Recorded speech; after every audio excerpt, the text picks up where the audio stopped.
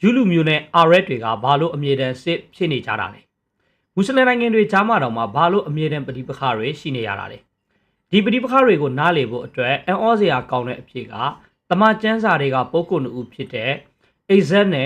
အေရှာမေလာတို့အကြောင်းကိုလေ့လာရင်ကျွန်တော်တို့သိနိုင်ပါတယ်ဒီညီအကိုနှစ်ယောက်ဟာအာဗြဟံရဲ့သားတွေဖြစ်ပါတယ်အိဇက်ကဂျူးလူမျိုးတွေရဲ့ဘိုးဘေးဖြစ်လာပြီးတော့မှအေရှာမေလာကတော့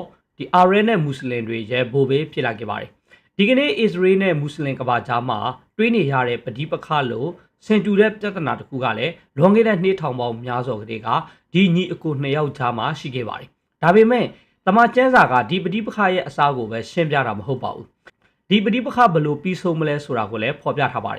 ်ဒီညီအကိုနှစ်ယောက်ဘလို့သင်းမြတ်တော်တယ်လဲဆိုတာနဲ့ပတ်သက်ပြီးကျမ်းစာဖော်ပြချက်ကိုလည်းကျွန်တော်တို့ရှာဖွေတင်ဆက်ပေးတော့ပါမယ်ကျမ်းစာပညာရှင်တွေရဲ့အဆိုအရသူတို့သင်းမြတ်မှုဟာဒီကနေ့ခေတ်ပဋိပက္ခတွေရဲ့အဆုံးသတ်ပုံစံမျိုးလည်းဖြစ်နိုင်တယ်လို့ပြောထားပါတယ်တမန်ကျမ်းစာအရာရှေးဟောင်းဂျူးအယူဆတစ်ခုရှိပါတယ်အဲ့ဒါကမာဆေးအာဘေးစီမာလေဗာနီလို့ခေါ်ပြီးတော့မှဒီဖခင်တွေရဲ့လုပ်ရက်တွေဟာသူတို့ရဲ့သားသမီးတွေအတွက်ပရောဖက်ဆိုင်ရာလက္ခဏာတွေဖြစ်တယ်ဆိုပြီးတော့မှအဓိပ္ပာယ်ရပါတယ်ပို့ပြီးတော့မှကျွန်တော်ရိုးရိုးရှင်းရှင်းပြောရမယ်ဆိုရင်ဒီဘိုးဘေးတွေရဲ့ဘဝတွေဟာတမိုင်းဝင်အဖြစ်အပျက်တွေတသက်မဟုတ်ပါဘူးသူတို့အမျိုးအနွယ်တွေရဲ့အနာဂတ်ကိုကြိုတင်ပုံဖော်ပြနေတာဖြစ်ပါတယ်စိတ်ဝင်စားစရာကောင်းတာကခရစ်ယာန်ဘာသာမှာလည်းtypology လို့ခေါ်တဲ့အလားတူအယူဆတစ်ခုရှိပါတယ်အဲ့ဒါကိုတမန်တော်ပေါလုကဓမ္မဟောင်းဝတ္ထုတွေကနေအနာဂတ်အဖြစ်အပျက်တွေကိုဖော်ပြဖို့အသုံးပြုခဲ့ပါတယ်တမန်ကျမ်းစာတွေကဖော်ပြထားတဲ့အကြောင်းအရာတွေဟာဒီကနေ့ခေတ်အစ္စရေးနဲ့မွတ်စလင်နိုင်ငံတွေရဲ့ပဋိပက္ခတွေကြားကနောက်ခေတ်အကြောင်းအရင်းတွေဖြစ်တယ်လို့ကျမ်းစာပညာရှင်တွေကအတည်ပြုထားပါတယ်တမန်ကျမ်းစာတွေကအိဇက်နဲ့သူ့ရဲ့မိခင်ဆာရာဟာအစ္စရေးလာလူမျိုးကိုကိုစားပြုပါတယ်မွတ်စလင်အစဉ်အလာအရတော့အရှာမေလာနဲ့သူ့ရဲ့မိခင်ဟာဂရာဟာ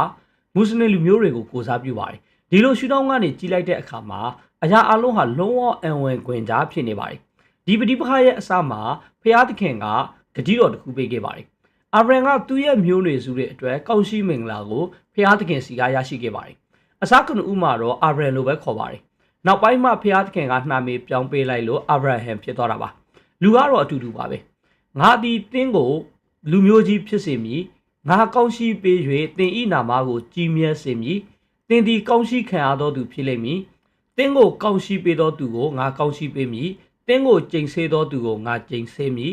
်တင်အဖြစ်လဲလူမျိုးအပေါင်းတို့သည်ကောင်းရှိမင်္ဂလာကိုခံရကြလိမ့်မည်ဟုမိတော်မူ၏ဆိုပြီးတော့မှကပ္ပဦးကျမ်းအခန်းကြီး7အခန်းငယ်2ကနေ3မှာဖော်ပြထားပါတယ်အဲ့ဒီလိုနဲ့ထာဝရဘုရားကသူ့ကိုကောင်းရှိမင်္ဂလာပေးခဲ့တာပါသားသမီးမွေးမယ်လို့ဂတိပေးခဲ့တာပါဒါပေမဲ့ပြဿနာတစ်ခုရှိနေခဲ့ပါတယ်သူရဲ့ဇနီးစာရေးကသားသမီးမထွန်းကားနိုင်တဲ့မြုံတဲ့သူတစ်ယောက်ဖြစ်နေပါတယ်အဲ့ဒီခေတ်အခါတုန်းကမိမတူရဲ့တန်ဖိုးကိုကလေးမွေးပေးနိုင်တဲ့စွန့်ရည်နဲ့တိုင်းတာခဲ့ကြတာပါဒါကြောင့်ကလေးမမွေးပေးနိုင်တဲ့မိမတစ်ယောက်ဟာဘဝမှာရှက်စရာကောင်းလာပါတယ်အချိန်တွေကုန်လွန်ပြီးတော့မှသူတို့လည်းတဖြည်းဖြည်းအသက်ကြီးလာတဲ့အခါမှာကလေးပေးမယ်ဆိုတဲ့ဘုရားသခင်ရဲ့ဂတိတော်ဟာဖြစ်နိုင်ခြင်းနေလာခဲ့ပါတယ်နောက်ဆုံးမှာတော့စာရေးဟာစိတ်ပြက်အားငယ်မှုကြောင့်စိတ်ကြဝေဒနာကိုခံစားခဲ့ရပါတယ်အဲ့ဒီခေတ်တွေတုန်းကမိမတစ်ယောက်ဟာကလေးမမွေးပေးနိုင်ဘူးဆိုရင်နောက်ထပ်မိမငယ်ယူခွင့်ပေးရတဲ့ကာလဖြစ်ပါတယ်ဒါကြောင့်စာရေးကိုယ်တိုင်အာဗြဟံကိုနောက်မိမယူပါဆိုပြီးတော့မှအကြံပေးခဲ့ပါတယ်စာရေးကကျွန်ုပ်အားသားဖို့ခွင့်ရသောအခွင့်ကိုထာဝရဘုရားပေးတော်မူဘူးကျွန်ုပ်ဤကျွန်မထံသို့ဝင်ပါလော့သူအဖြစ်ကျွန်ုပ်သည်တိဆောက်ခြင်းရှိကောင်းရှိနိုင်ပါလိမ့်မည်ဟုအာဗြဟံအားပြောဆို၍အာဗြဟံသည်စာရေးဤစကားကိုနားထောင်လေ၏ဆိုပြီးတော့မှကပ္ပဦးကျမ်းအခန်းကြီး16အခန်းငယ်2မှာဖော်ပြထားပါတယ်ဒီလိုနဲ့သူကျွန်မဖြစ်တဲ့ဟာဂရာကိုအာဗြဟံစီအနှင်းပြီးတော့မှကလေးယူစေပါတယ်ဒီအချက်ကိုပြောရမယ်ဆိုရင်စာရေးဟာဘုရားသခင်ရဲ့ဂတိတော်ကိုအလုံးစုံမယုံကြည်ခဲ့တာပါလူရဲ့ညံမိတလောက်သူတွေ့ခဲ့တာပါဒီလိုလုပ်လိုက်တာဟာသူအတွက်တော့ပြဿနာရဲ့အစာကိုဖန်တီးခဲ့တယ်လို့ဖြစ်တော့ပါတယ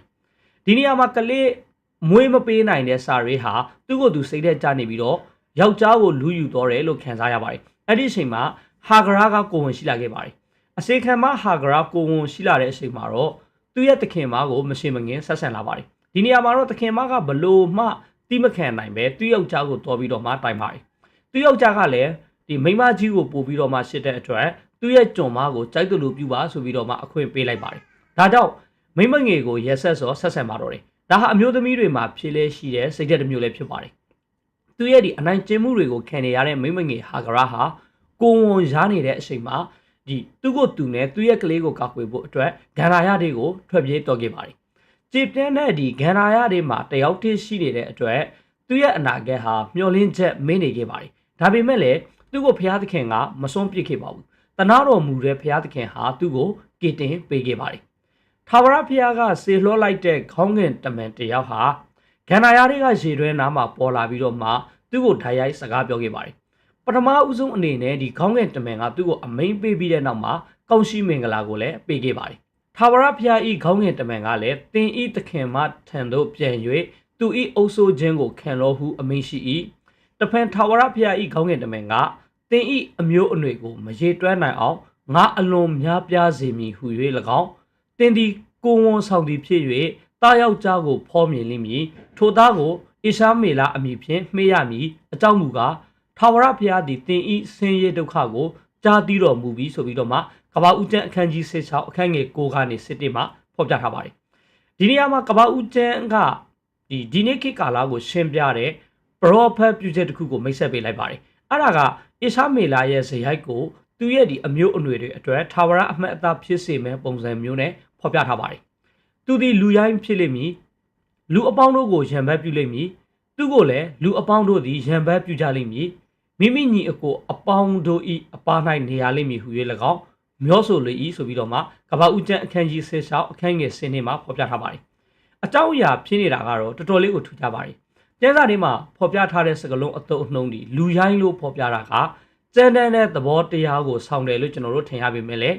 သူ့ကိုဘုရားသခင်ကကောင်းချီးပေးခဲ့တယ်ဆိုတာကိုတော့မေးလို့မရပါဘူးနောက်ပြီးတော့အဲ့ဒီစကားလုံးဟာလွတ်လပ်တယ်ဆိုတဲ့ဘဝကိုဖော်ပြတဲ့စကားလုံးလည်းဖြစ်ပါတယ်ဘသူရဲ့အမိန့်ကိုမှနာခံစရာမလိုပဲကိုပိုင်လွယ်လွယ်ခွင်းနဲ့ဆုံးဖြတ်ပိုင်ခွင့်ရှိတယ်ဆိုတဲ့အဓိပ္ပာယ်မျိုးလည်းတက်ရောက်ပါတယ်ဒီ proverb ပြုချက်ကိုကျွန်တော်တို့ကြည့်မယ်ဆိုရင်လူချင်းတယောက်အနေနဲ့အခက်အခဲတွေအများကြီးတွေ့ရလိမ့်မယ်ပဋိပက္ခတွေအလုံးစုံတွေ့ရလိမ့်မယ်ဆိုတဲ့အဓိပ္ပာယ်လည်းတက်ရောက်တော့ပြင်ပါတယ်ဒါဟာသူတို့မျိုးနွယ်စုနေထိုင်ရမယ့်ဘဝပေးကံကြမ္မာလို့လည်းပြောလို့ရပါတယ်ဘုရားသခင်ရဲ့တမန်တော်ကဟာဂရာကိုအမိန်ပေးခဲ့ပါတယ်သခင်မစီကိုပြန်တော်ပြီးတော့သူ့ရဲ့လက်အောက်မှာဆက်လက်ပြီးတော့နေလိုက်ပါဒါပေမဲ့တင်းရဲ့သားကိုလည်းကောင်းရှိပေးမယ်လို့ကတိပေးလိုက်တဲ့အတွက်အစေခံမဟာသူ့ရဲ့သခင်မစီကိုပြန်တော်ခဲ့ပါတယ်အဲ့ဒီနောက်နေစေလာစေရောက်တဲ့အခါမှာတော့သားယောက်ျားလေးကိုဖော်မြင်ပါတယ်ခေါင်းငယ်တမန်ကပြောထားခဲ့တဲ့ဣရှာမေလဆိုတဲ့နာမည်ကိုလည်းသူ့ရဲ့သားလေးကိုပေးလိုက်ပါတယ်ဒီကလေးဟာနောက်ပိုင်းမှာအစ္စလမ်ဘာသာပေါ်ထွန်းလာမဲ့အာရဲလူမျိုးတွေရဲ့ဘိုးဘေးဖြစ်လာပါလိမ့်မယ်ပရောဖက်ပြုချက်မှာတော့ဣရှာမေလကိုလူရိုင်းလို့ဖော်ပြထားပါတယ်ဒါဟာထိန်းချုပ်ဖို့ခက်ခဲပြီးတော့မှပြင်ပြတဲ့လွယ်တဲ့စိတ်ဓာတ်ကိုဆိုလိုပါတယ်ဒီကနေ့ခေတ်အာရဲလူမျိုးတွေကိုကြည့်မယ်ဆိုရင်လည်းတော်တော်လေးကိုခံနိုင်ရရှိတဲ့လူမျိုးတွေဖြစ်ပြီးတော့မာနာလည်းအင်မတန်ကြီးတဲ့လူမျိုးတွေဖြစ်ပါတယ်ဒါပေမဲ့ဒီ proverb ပြုချက်မှာနှစ်ဖက်ရှိပါတယ်သူလက်သည်လူအပေါင်းတို့ကိုစီတာ၍လူအပေါင်းတို့၏လက်သည်သူ့ကိုစီတာလိမ့်မည်ဆိုတဲ့သတိပေးချက်လည်းပါရှိပါတယ်ဝန်နေစရာကောင်းတာကဒီ proverb ပြုချက်ဟာမပြီးဆုံးနိုင်တဲ့ပဋိပက္ခကိုရည်ညွှန်းပြောပြနေတယ်လို့ဖြစ်နေပါတယ်အစ္စလမ်ကဘာရဲ့သမိုင်းမှာလည်းနက်ဆိုင်နဲ့ကွေးပြမှုတွေရှိခဲ့ပါတယ်အဓိကတော့ဆွန်နီနဲ့ရှီယာတို့ရဲ့သဘောထားမတိုက်ဆိုင်မှုတွေလို့ပြောရမှာပါဆီးရီးယားယီမင်တို့လိုမျိုးခေတ်သစ်စစ်ပွဲတွေဟာဒီညီအကိုတွေကြားပဋိပက္ခတွေရဲ့ဝန်နေပွဲဥပမာတွေဖြစ်ပါတယ်အစ္စမေလာရဲ့ရန်လိုမှုဟာသူ့ရဲ့လူအပါအဝင်လူတိုင်းကိုဥတီလိမ့်မယ်ဆိုတဲ့သတိပေးချက်ကိုပေးတင်ထက်နေပါတယ်ဒါပေမဲ့အိဇက်မွေးလာတဲ့အခါမှာဣသရေလနဲ့ဖြစ်လာမယ့်ပဋိပက္ခရဲ့အရှင်းအမြစ်တွေကိုဒီ proverb ပြုချက်ကအတိအကျရှင်းပြပါတယ်အစေခံမရဲ့သားအသက်73နှစ်ရောက်မှအာဗြဟံနဲ့စာရေတို့ရဲ့နှာမေတွေကိုဖခင်ကပြောင်းပေးလိုက်တာပါကျမ်းစာအချက်လက်တွေနဲ့တွဲဆက်မှုတွေအရဆိုရင်အာဗြဟံဆိုတဲ့နှာမေကနေအာဗြဟံလို့ပြောင်းတဲ့အချိန်မှာသူအသက်က69နှစ်ရှိနေပါပြီသူမိမစာရေကဆင်းနှင်းငယ်တဲ့အတွက်89နှစ်ရှိပါပြီအဲ့ဒီအချိန်ကျမှသူတို့ရဲ့နှာမေတွေကစာရာနဲ့အာဗြဟံလို့အမည်တွင်သွားခဲ့ပါတယ်နှစ်တွေကတဖြည်းဖြည်းကုန်လွန်သွားပြီးတော့မှစာရာအသက်60ရှိလာတဲ့အတွက်မျှော်လင့်ချက်လုံးဝမရှိတော့ပါဘူးအမွေခံသားဟာအရှာမေလာတာဖြစ်တယ်လို့ကျိန်းသေးပေါမှတ်ယူထားခဲ့ပါတယ်ဒီလိုနဲ့ဖျားသခင်ကသူ့ကိုစွန့်ပြေးလိုက်ပြီလို့ခံစားနေရပါတယ်ဒါပေမဲ့ရုတ်တရက်ဒီတနေ့မှာရှိုးဝက်ဆန်းကြေတဲ့83ယောက်ဟာအာဗြဟံရဲ့တေးစီကိုရောက်လာခဲ့ပါတယ်69နှစ်အရွယ်အာဗြဟံကသူတို့ကိုအေဝက်ပြုနေတဲ့အချိန်မှာသူတို့တွေကတယောက်ကမယုံနိုင်စရာသတင်းတစ်ခုပေးခဲ့ပါတယ်ထိုသူတို့တွင်တပားကလည်းဖောချိန်စစ်သောအခါငါသည်တင်းစီကိုဆက်ဆက်ပြန်လာအောင်မည်ထိုအခါသင်ဤမယားစာရာသည်သားကိုရှာလိမ့်မည်ဟုပြောဆို၏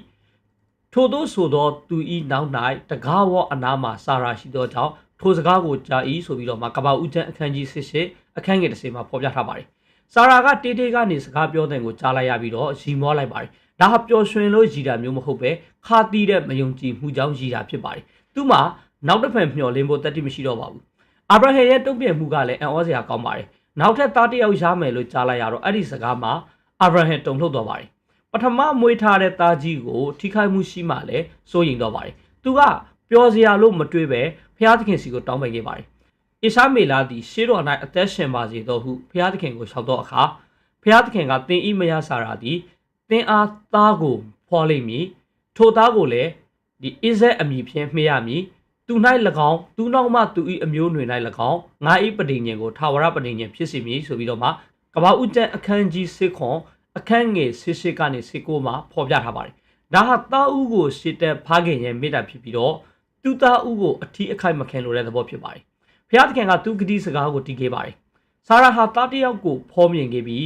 းအာဗြဟံကသူ့ကိုအိဇက်လို့နာမည်ပေးခဲ့ပါတယ်ဟေဘရဲဘာသာစကားအရာဒီနာမေကဟီဝဲလတ်ပေါ့နော်သူပြုံးရည်လိမ့်မယ်လို့အဓိပ္ပာယ်ရပါတယ်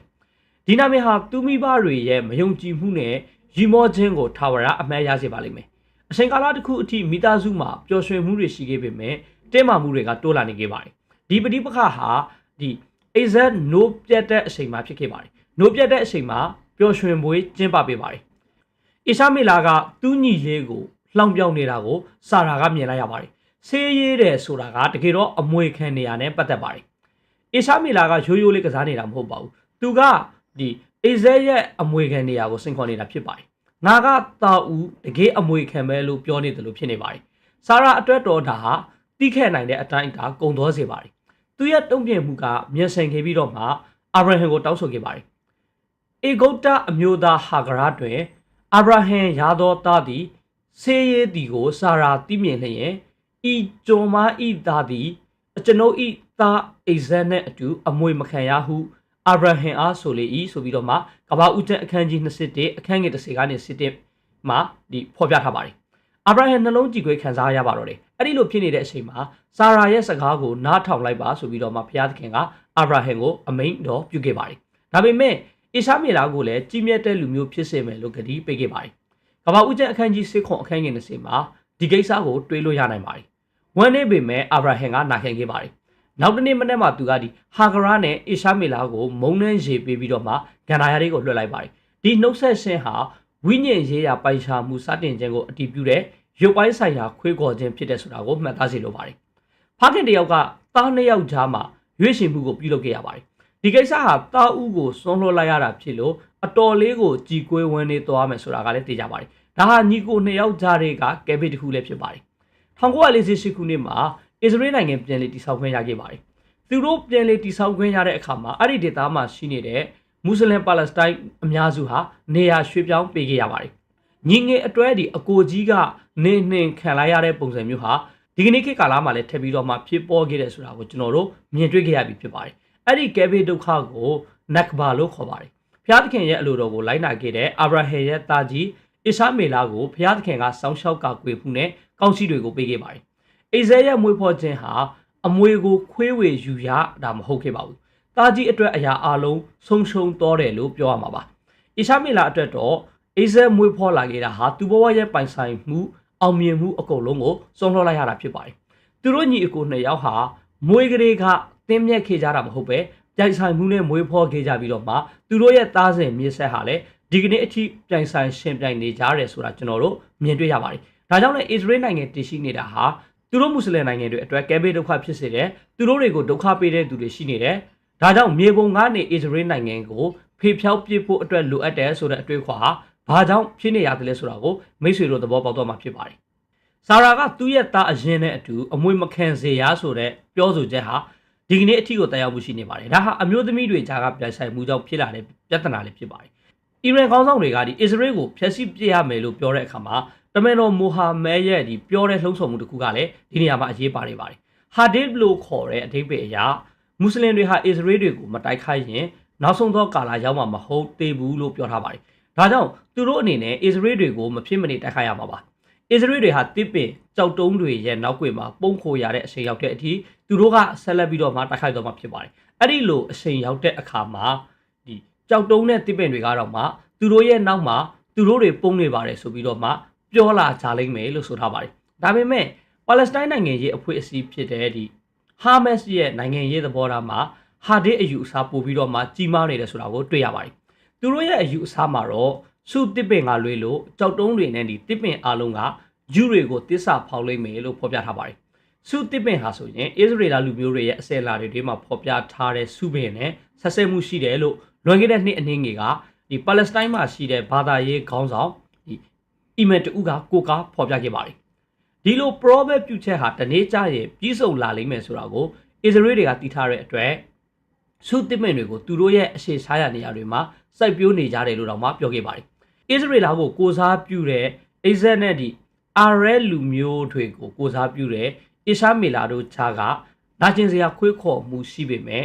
ဖျားသခင်ကသူတို့နှစ်ဦးလုံးအတွက်အစီအစဉ်တွေရှိခဲ့ပါတယ်ဒါပေမဲ့ဒီအစီအစဉ်တွေကမတူပါဘူးအိဇက်ရဲ့ကောက်ရှိနဲ့ဒီအရှာမေလာရဲ့ကောက်ရှိဘာကြောင့်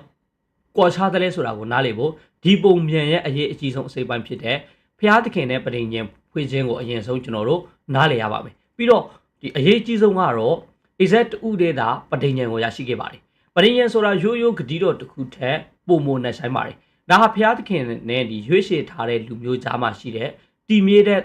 ဒီတန်တိတ်ထန်တန်ရှင်းပြီးတော့မှအထူးတိကျဆက်ဆံရေးဖြစ်ပါတယ်ဒီပဋိညာဉ်အရာအာဗြဟံကတဆင့်ကောက်ရှိမင်္ဂလာတွေဟာသူ့ရဲ့အမျိုးအနွယ်အားလုံးစီကိုစီးဆင်းစေလိမ့်မယ်လို့ကတိပေးခဲ့ပါတယ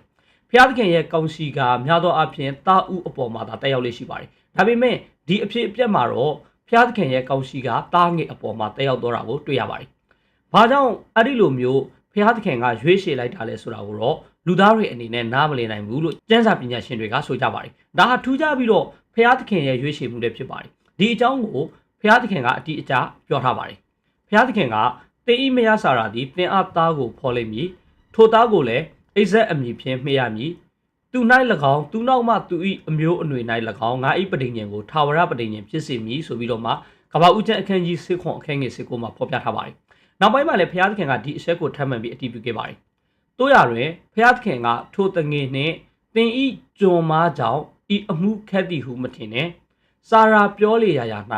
သူဤစကားကိုနားထောင်လောအကြောင်းမူကားအိဇက်၌သာသင်ဤအမျိုးတည်လိမ့်မည်ဆိုပြီးတော့မှကမ္ဘာဦးကျမ်းအခန်းကြီး21အခန်းငယ်7မှာဖော်ပြထားပါတယ်ဒီအချက်ကိုကြည့်မယ်ဆိုရင်တမန်ကျမ်းစာထဲမှာဖော်ပြထားတဲ့အကြောင်းအရာကလူတွေရဲ့လုံဆောင်ခြင်းနဲ့မဆိုင်ပဲဘုရားသခင်ရဲ့ရွေးချယ်မှုသာဖြစ်ပါတယ်သူရဲ့ငွေဖောရကံကြမ္မာလို့လည်းပြောလို့ရပါတယ်ဒါဟာလူသားတွေရဲ့လုံဆောင်နိုင်စွမ်းနဲ့လုံးဝမပတ်သက်တော့ပါဘူးဒီနေရာမှာတခုပြောစရာရှိပါတယ်ဘုရားသခင်ကတားယောက်ျားလေးတစ်ယောက်ကိုဖောမြင်စေမယ်လို့အာဗြဟံကိုဂတိပေးထားပါတယ်ဒါကိုမယုံကြည်ခဲ့တာကစာရာနဲ့သူ့ယောက်ျားအာဗြဟံဖြစ်ပါတယ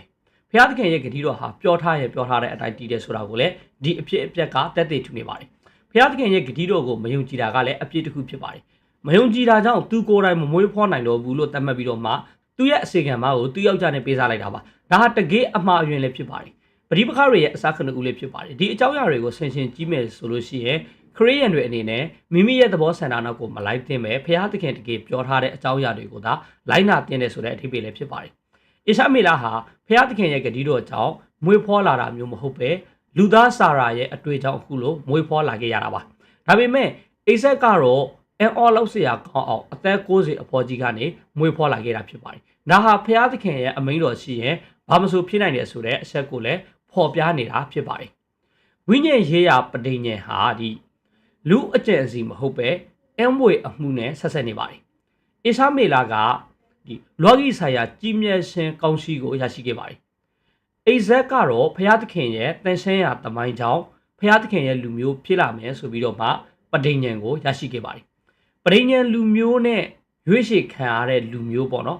အဲ့ဒီအယူအဆဟာဆိုလို့ရှိရင်ဒီတမိုင်းတစ်လျှောက်ဒီဂျူးအမတ်သားလက္ခဏာရဲ့အဓိကအချက်ဖြစ်ခဲ့ပါတယ်ဒါကြောင့်လဲသူတို့ဟာဘုရားသခင်ရဲ့လူဖြစ်တယ်ဆိုပြီးတော့မာနာကြီးလေးရှိပါတယ်နောက်ပြီးတော့အဲ့ဒီမာနာကြောင့်ပဲတခြားသူတွေနဲ့မတေးမပြူးဖြစ်ရပါတယ်ဒီအယူအဆကိုညှင်းပေတယ်ကဘာနှင်းကလူတွေနဲ့လည်းပဋိပက္ခတွေဖြစ်ကြရပါတယ်ဒါပေမဲ့အစ္စမေလာဟာပဋိညာဉ်နဲ့မသက်ဆိုင်ဘူးဆိုပေမဲ့လည်းဘုရားသခင်ရဲ့ဂရုဏာတော်ကိုအမှန်တကယ်ရရှိခဲ့ပါတယ်အစ္စမေလာကိုနှင်ထုတ်ခြင်းမပြုမီအာဗြဟံကသူ့ရဲ့သားဦးအတွက်တောင်းပန်တဲ့အခါမှာဘုရားသခင်ကဒီကြီးမြတ်ရှင်ပေးမယ်ဆိုတဲ့ဂတိတော်နဲ့ဒါရက်တုံ့ပြန်ခဲ့ပါတယ်အစ္စမေလာအမှု၌ကသင်ဤစကားကိုငါနားထောင်၏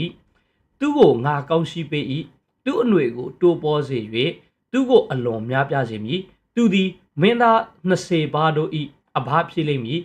ကြီးသောလူမျိုးဖြစ်စေခြင်းကလည်းငါပြုမိဆိုပြီးတော့မှကပ္ပဦးကျမ်းအခန်းကြီး7ခွန်အခန်းငယ်20မှာဖော်ပြထားပါတယ်ဟာဂရာနဲ့အီရှာမေလာတို့ကိုအာဗြဟံရဲ့ပိုင်နယ်ကနေနှင်ထုတ်လိုက်ပြီးတဲ့နောက်မှာဒီဂန္နာယထဲမှာဒီဂတိတော်ဟာထင်ရှားစွာပြည့်စုံခဲ့ပါတယ်ဟာဂရာနဲ့အီရှာမေလာတို့ရှင်ငံပြီးတော့မှတေတော်မဲ့အစီအနေမှာဖျားသခင်ရဲ့ခေါင်းငယ်တမန်တစ်ပါးကဂျားဝင်ပြီးတော့မှကေတင်ခဲ့ပါတယ်သူတို့ရဲ့အသက်ကိုကေတင်ဖို့ရေတွင်းကြီးတွင်းကိုပြသပေးခဲ့ရုံသာမကပဲကောက်ရှိပေးခြင်းကိုလည်းထပ်မံပြီးပြောခဲ့ပါတယ်ဖျားသခင်သည်လူလင်ဤအတန်ကိုကြားတော်မူ၍ဖျားသခင်ဤခေါင်းငယ်တမန်ကဟာဂရာ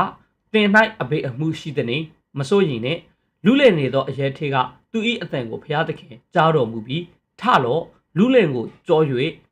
လက်နဲ့မလော့ငါသည်သူတို့လူမျိုးကြီးဖြစ်စီမည်ဟု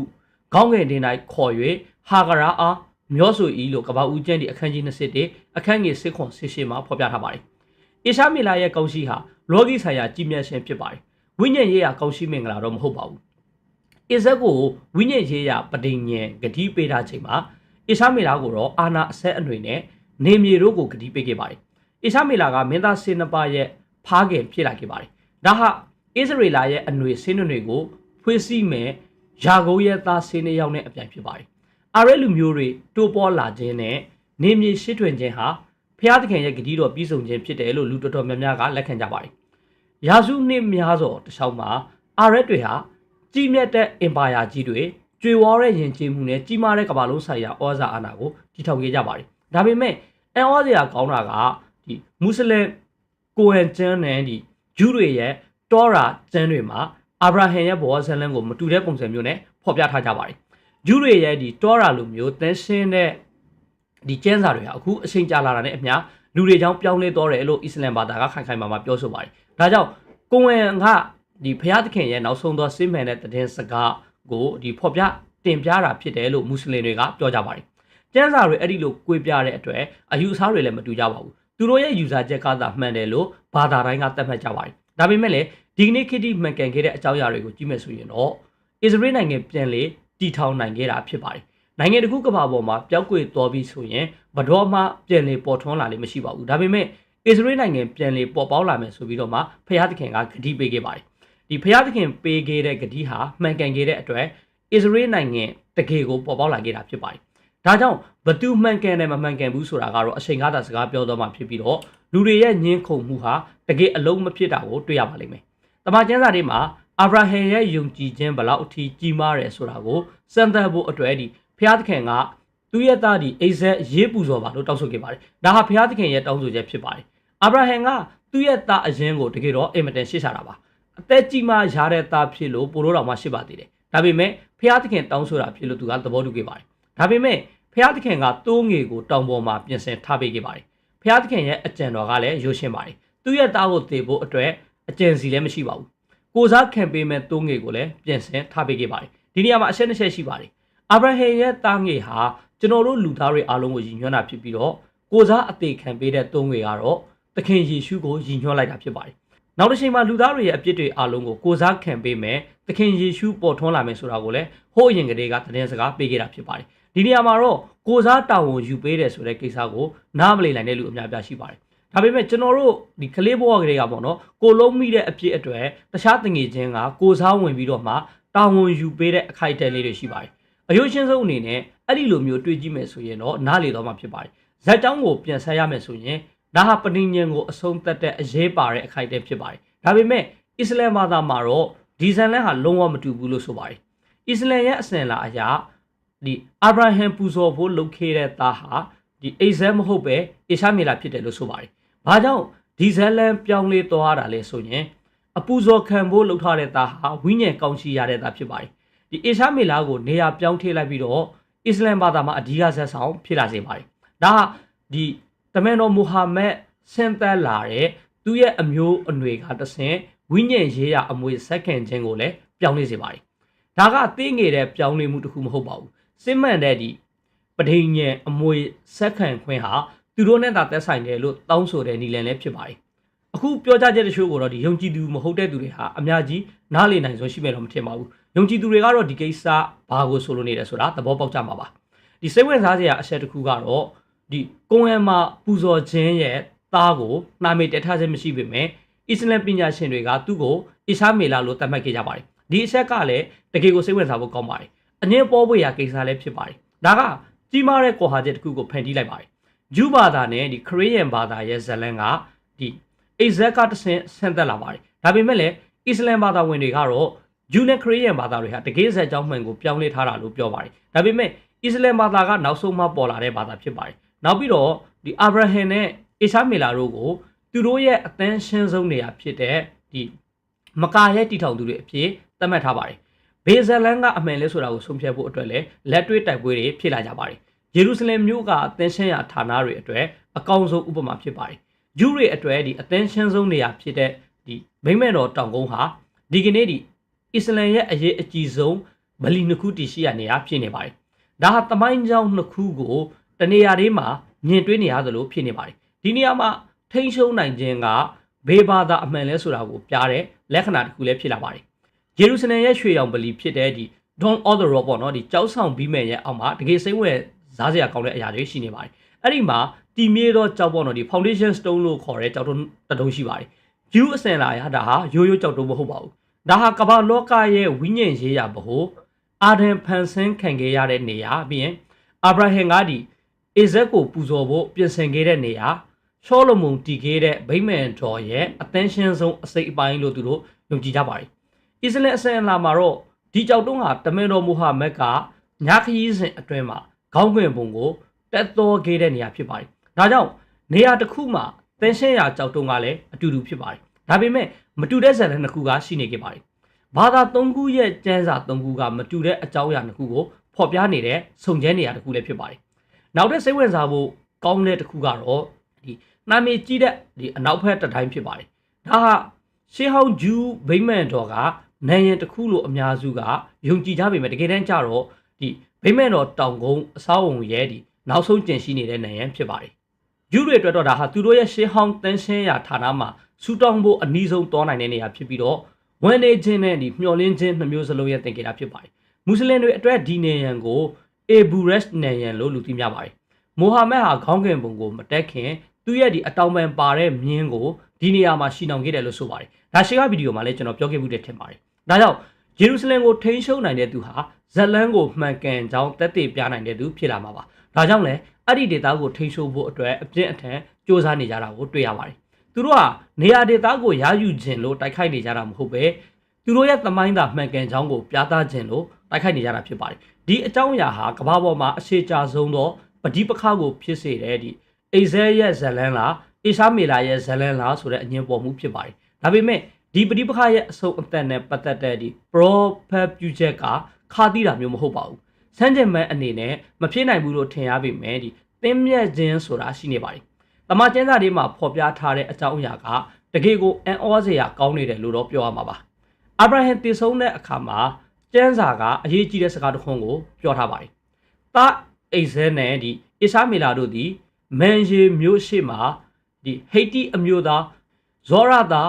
အီဖရုံဤလေပြင်တွင်ဒီမက်ပေလာမြေတွင်း၌အဘာကိုတကြိုကြ၏ဆိုပြီးတော့မှဒီကဘာဦးကျန်းအခန်းကြီး25အခန်းကြီး9မှာဖော်ပြထားပါတယ်ခြေစုနှစ်များစွာစကားမပြောဘဲခွေးခေါ်နေပြီးတဲ့နောက်ဒီအိဇဲနဲ့ဒီအီရှာမေလာတို့ဟာသူတို့ရဲ့ဖခင်ကိုတကြိုဖို့ပြန်လေစုံစည်းခဲ့ကြပါတယ်ဒီနေရာမှာတော့သူတို့ဟာဖခင်တည်ဆုံးတာကိုဝန်နေကြတဲ့သားနှစ်ယောက်သာဖြစ်ကြပါတယ်ဂျူးလူမျိုးတွေရဲ့အစဉ်အလာအရာသားငယ်ဒီအိဇက်ကိုနှာမေအရင်အတိုင်းခေါ်ဝင်ပြုလိုက်တာဟာအမွေစက္ကန့်သူအဖြစ်လက်ခံပေးလိုက်တာဖြစ်ပြီးတော့ညီအကိုနှစ်ယောက်ကြားမှာတင်းမြဲမှုရရှိခဲ့တယ်လို့အဓိပ္ပာယ်တက်ရောက်တော့ပါတယ်ဒါကြောင့်သူတို့ရဲ့ဒီသားစဉ်မြေဆက်တွေမှာလည်းငင်းချမ်းရေးရယူနိုင်မဲ့အခြေအနေတွေရှိလာနိုင်တယ်ဆိုတဲ့သဘောတက်ရောက်ပါတယ်ဖခင်ဒီအာဗြဟံကိုသားနှစ်ယောက်ကဒီအတူတကွတကြိုခွင်းရတယ်ဆိုတာဟာဖျားသခင်ကဒီသားကြီးကိုလည်းမစွန်းပြစ်ဘူးဆိုတဲ့သဘောတရားဖြစ်ပါတယ်သူတို့နှစ်ယောက်စလုံးဟာ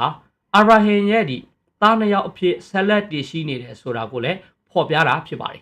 ဒီမျောလင်းချက်ဟာဖျားသခင်ရဲ့ဒီညီအကိုနှစ်ယောက်အပေါ်မှာကောင်းရှိပေးတဲ့ကိစ္စနဲ့လည်းသက်ဆိုင်ပါတယ်ဝိညာဉ်ရေးရာပဋိညာဉ်ဟာအိဇက်နဲ့သာဆိုင်ခဲ့ပေမဲ့အီရှာမေလာကိုကြီးမြတ်တဲ့လူမျိုးဖြစ်စေမယ်ဆိုတဲ့ဂတိတော်ကိုပေးခဲ့ပါတယ်ဒီ ဒီကနေ့ခေတ်ကာလမှာပဋိပက္ခကိုဖြေရှင်းနိုင်ဖို့ဝေးနေသေးပေမဲ့အရှိုးသောအဖြစ်အပျက်တွေကိုဂျူးနဲ့ဒီမွတ်စလင်တွေကြားအပြန်အလှန်နားလည်မှုရဲ့အစားအဖြစ်အဓိပ္ပာယ်ဖွင့်ဆိုခဲ့ကြပါတယ်။အီရန်နဲ့တင်းမာမှုတွေကြားမှာမဖြစ်နိုင်ဘူးလို့ထင်ရတဲ့အရာတစ်ခုဖြစ်ပေါ်ခဲ့ပါတယ်။အဲ့ဒါကအေဇဲနဲ့ဒီအရှာမီလာတို့စီလုံးခဲ့တဲ့ဒီအာဗြဟံကိုတကြိုချင်းရဲ့ဓာတ်ရိုက်ပေးတင်တဲ့ဖြစ်ပါတယ်။မကြသေးခင်နှစ်တွေအတွင်း RS စော်ဘောများပြည်ထောင်စုနဲ့ဒီဘာရိန်းအပါအဝင်ပေါ့နော်ဒီ RS နိုင်ငံအများအပြားဟာတမျိုးတစ်ဖုံလှုပ်ဆောင်ဖို့ဆုံးဖြတ်ခဲ့ကြပါတယ်။သူတို့ဟာငြိမ်းချမ်းရေးသဘောတူညီချက်တွေလက်မှတ်ထိုးပြီးတော့မှ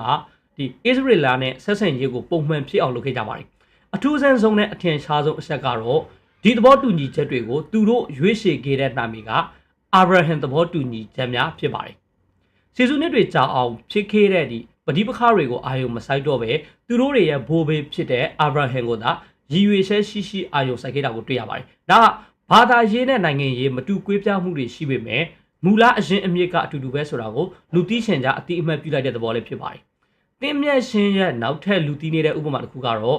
ဘာသာနှစ်ခုစလုံးရဲ့ဒီအ ਨੇ ဆိုင်ဆုံးနဲ့ရှိုးဝက်ဆန်းကျေဆုံးဘာသာရေးအပိုင်းတွေဖြစ်တဲ့ဂျူးကက်သလစ်ယုံကြည်သူတွေနဲ့မွတ်စလင်ဆူဖီတွေဟာတူညီတဲ့ဘာသာရေးပုံဆောင်မှုတွေကိုအသုံးပြုယူဆကြတာတွေ့ရပါတယ်။သူတို့ရဲ့ရည်မှန်းချက်က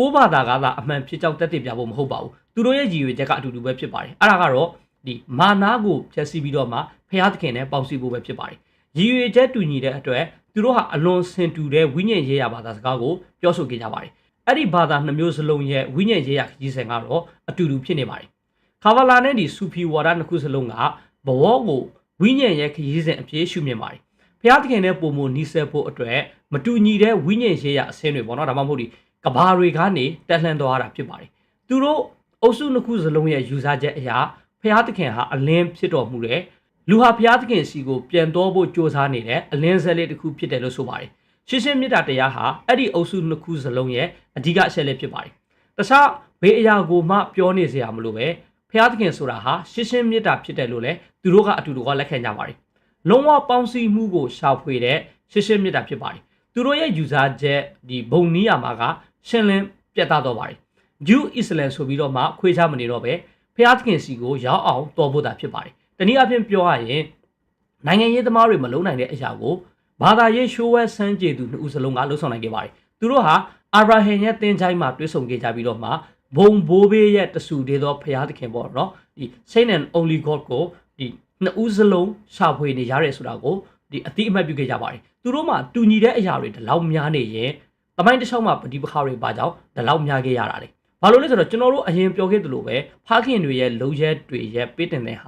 သူတို့ရဲ့သားသမီးတွေရဲ့လုံရက်တွေမှာပေးတင်ထက်နေလို့ပဲဖြစ်ပါတယ်ဒီဇယ်လန်မှာလမ်းနှစ်တွေကိုကျွန်တော်တို့မြင်တွေ့ကြရပါတယ်အစုံမဲ့ပဋိပက္ခလမ်းကြောင်းနဲ့ခက်ခဲတဲ့လူသားချင်းတင်းမြတ်ရှင်လမ်းကြောင်းပဲဖြစ်ပါတယ်ဒါပေမဲ့တမန်ကျမ်းစာမှာတော့ဘုရားသခင်ရဲ့အကြံတော်ကိုသာဖော်ပြခဲ့ပါတယ်ဒါဟာနိုင်ငံရေးအရာနဲ့လည်းမသက်ဆိုင်သလိုလူသားတွေရဲ့လှုပ်ဆောင်နိုင်စွမ်းနဲ့လည်းမသက်ဆိုင်ပါဘူးဘုရားသခင်ရဲ့ဂျောင်းဝင်စေဆက်ပေးမှုဖြစ်ပြီးတော့ကစ်တင်ရှင်ခရစ်တော်ကြောလာတာနဲ့သက်ဆိုင်ပါတယ်ခရစ်ယာန်ရဲ့ယုံကြည်ခြင်းမှာတော့သခင်ယေရှုဟာကစ်တင်ပိုင်ရှင်ခရစ်တော်ဖြစ်တယ်လို့ယူဆပါတယ်ခရစ်တော်ယေရှုကတော့အစ္စရေးနဲ့အရှာမီလာတို့ကြားပဋိပက္ခမှာဗေဒုဘက်ကမှမပါတာကိုတွေ့ရပါတယ်ခရစ်တော်ကတော့အရင်ရှေးဟောင်းမိသားစုရေးရာကဏ္ဍတွေကိုဖေးရှင်ထားလိုက်ပြီးတော့မ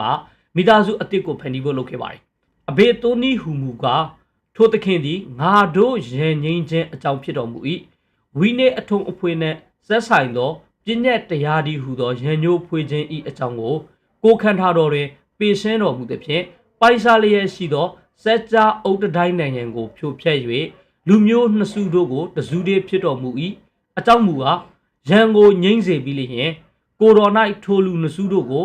လူတဦးတည်းတကိုယ်တည်းဖြစ်စေခြင်းကပြင်ဆင်၍တလုံးတော်ရည်ဖြစ်ပြီးသောထိုလူနှစ်စုတို့ကိုလက်ဝါးကက်တိုင်တော်အဖြစ်ရန်ကိုတက်ဖြတ်လျက်ဖျားသခင်နဲ့မိတ္တဟာယဖွေးစေမိအကြောင်းဒီဆိုပြီးတော့မှဒီအေဖက်အော်ဝါဒစာအခန်းကြီး2အခန်းငယ်14ကနေ16မှာရေးသားထားပါတယ်ပိုင်စားထားတဲ့ဒီစัจ जा အုတ်တိုင်းနိုင်ငံကသမိုင်းနဲ့ဒီဘာသာရေးဆိုင်ရာရန်လိုမှုတွေကိုကိုးစားပြုပါတယ်ခရစ်ယာန်ဘာသာအရာဒီခရစ်တော်နဲ့ပေါင်းစည်းတဲ့အခါမှာလူတဦးဟာသူတို့ရဲ့လူဇာတိကိုကြော်လွန်တဲ့ဝိညာဉ်ဇာတိတစ်ခုကိုရရှိပါတယ်သူတို့ဟာဂျူးဒါမှမဟုတ်ဒီအာရေဘီရဲ့အိဇက်ဒါမှမဟုတ်အစ္စမေလာရဲ့အဆက်အနွယ်တွေမဟုတ်တော့ပဲဝိညာဉ်ရေးရာဒီမိသားစုအသေးရဲ့အစိတ်ပိုင်းဖြစ်လာပါတယ်ဒီသင်မြဲခြင်းဟာဘေးအချိန်မှာဖြစ်ပေါ်လာတာလေဒါကအရေးကြီးတဲ့မေးခွန်းဖြစ်ပါတယ်တ ကျန်းစာရှူထောင့်အရာတင်းမြတ်ခြင်းမှာအဆင့်တစ်ဆင့်ရှိပါတယ်ပထမအဆင့်ကလက်ရှိကာလမှာဖြစ်ပေါ်ပါတယ်ဒီလမ်းကိုလက်ခံတဲ့လူတွေရဲ့စိတ်နှလုံးတွေမှာငြိမ်းချမ်းရေးနဲ့စီလုံးညီညွတ်ရေးဟာအခုပဲစတင်ပါတယ်ဒါဟာသူတို့ပတ်ဝန်းကျင်ကနိုင်ငံရေးပဋိပက္ခကြားကနေတော့ယုံကြည်ခြင်းညီအကိုတွေအဖြစ်နေထိုင်ခဲ့ကြတဲ့ဒီအာရနဲ့ဂျူးယုံကြည်သူတွေဖြစ်ကြပါတယ်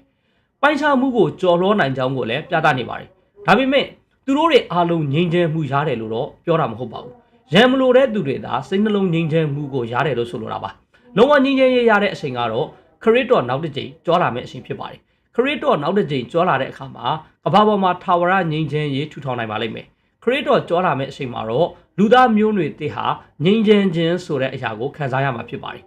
ဝိနည်းအထုံးအဖွေနဲ့ဆက်ဆိုင်တဲ့ဒီပြည့်ညက်တရားတွေဟူသောရန်ညိုးဖွေခြင်းဤအကြောင်းကိုခံထားတော်တွင်ပေရှင်းတော်မူသဖြင့်ပိုင်ရှားလျက်ရှိသောစัจ जा ဥဒ္ဒတိုင်းနိုင်ငံကိုဖြိုဖျက်၍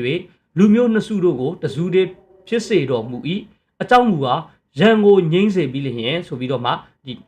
အဖက်ဩဝါဒစာဒီအခန်းကြီး2အခန်းငယ်15မှာတမန်တော်ပေါလုကဖော်ပြခဲ့ပါတယ်ဒီမျှော်လင့်ချက်ဟာဓမ္မဟောင်းမှာပေါ်လာတဲ့ရှေးဟောင်းမေရှိယပရောဘက်ပြုချက်တွေနဲ့ဆက်ဆက်နေပါတယ်အဲ့ဒီပရောဘက်ပြုချက်တွေကအနာဂတ်မှာဒီဝန်ပလွေဟာတိုးတငေနဲ့အတူနေထိုင်ပြီးတော့မှငါဤတန်ရှင်းသောတောင်ပေါ်မှာမိသူများမညှင်းစေမဖြက်စီရဆိုပြီးတော့မှဒီဟေရှာယအနာဂတိကျမ်းအခန်းကြီး7အခန်းငယ်6ကနေ9လို့ဖော်ပြထားပါတယ်ဒါပေမဲ့ဒါဟာဂျူးနဲ့မွတ်စလင်တို့ကြားပဋိပက္ခကိုဖြစ်ရှင်းပေးမဲ့ပုဂ္ဂိုလ်အဖြစ်ခရစ်တော်အကြောင်းပြောတဲ့တခုတည်းသောပရောဘက်ပြုချက်မဟုတ်ပါဘူးအတိတ်ကသခင်ယေရှုရဲ့အဓိကတောင်းဝန်ဟာစစ်ပွဲတွေအနိုင်ရမဲ့လူသားဘုရင်ဖြစ်ဖို့မဟုတ်ပဲဒီအတွင်းစိတ်နဲ့ဝိညာဉ်ရေးရာငြိမ်းချမ်းရေးကိုယူဆောင်လာမယ်လို့ဆိုလိုပါတယ်အကြောင်းမူကားငါတို့အဖို့တငေကိုဖောမြင်၏ငါတို့အားသားကိုတရားတော်မူ၏ထိုသူသည်အုပ်ဆိုးခြင်းအာဏာစက်ရှိလိမ့်မည်နာမတော်ကအံ့ဩဖွယ်တိုင်ပင်ဖက်တကိုးကြည့်သောဖရာသခင်ထာဝရအဘ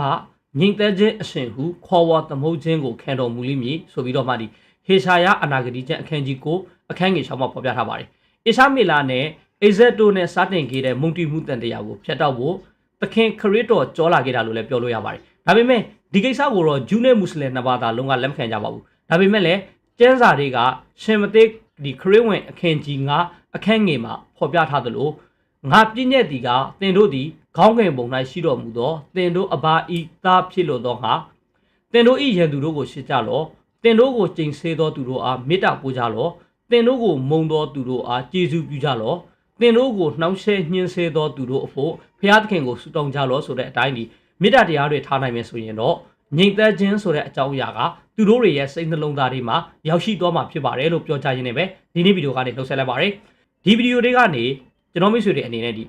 အာရက်တွေနဲ့ဒီ Israel ဂျူးတွေကြားမှာပဋိပက္ခတွေပါကြောင့်ဖြစ်ပေါ်နေတယ်ဆိုတဲ့အကြောင်းကိုတမန်ကျမ်းစာတွေမှာဘလို့ရေးသားထားတယ်ဆိုတာတွေကိုပြပြစုံစုံသိရှိတော်လိမ့်မယ်လို့မျှော်လင့်ပါတယ်နောက်နေ့ဒီမှာလည်းအခုလိုမျိုးအကြောင်းအရာတွေလက်တော်ဖြစ်ပျက်နေတဲ့ကမ္ဘာနိုင်ငံရဲ့အခင်းအကျင်းတွေကိုတင်ဆက်ပေးနေအောင်ပါမို့ဆောင်းမြကြည့်ကြပါဦးခင်ဗျာအားလုံးကိုကျေးဇူးတင်ပါတယ်နောက်ထပ်တစ်ပုဒ်မှာပြန်တွေ့ကြရအောင်ပါ